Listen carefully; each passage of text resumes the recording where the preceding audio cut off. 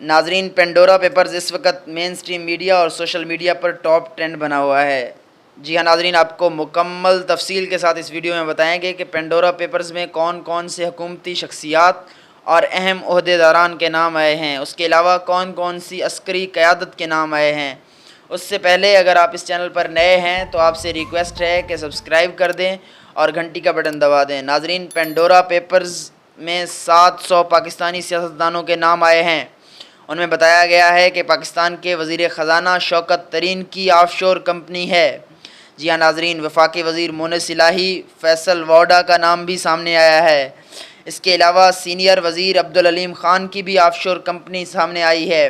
مسلم league نون کے رہنما اسحاق ڈار کے بیٹے کا نام بھی پینڈورا پیپرز میں شامل ہے۔ اس کے علاوہ ناظرین، پیپل پارٹی کے شرجیل میمن کا نام بھی پینڈورا پیپرز میں شامل ہے۔ وزیر صحت خسرو بختیار کے اہل خانہ کے نام بھی آف شور کمپنی نکلی۔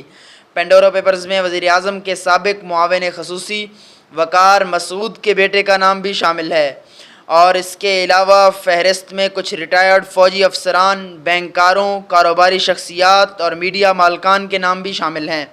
پینڈورا پیپرز میں کچھ غیر ملکی رہنماؤں کے نام بھی سامنے آئے ہیں۔ اردن کے بادشاہ شاہ عبداللہ کا نام بھی سامنے آیا ہے۔ قطر کے بادشاہ کے نام بھی آف شور کمپنی نکلی ہے۔ یوکرین اور کینیا کے بادشاہ کے نام بھی پینڈورا پیپرز میں شامل، اور اس کے علاوہ چیک ریپبلک اور لبنان کے وزرائے اعظم کے نام بھی پینڈورا پیپرز میں شامل ہیں۔ ناظرین، مزید خبروں کے لیے جڑے رہیے ہمارے چینل کے ساتھ۔ Thank you so much.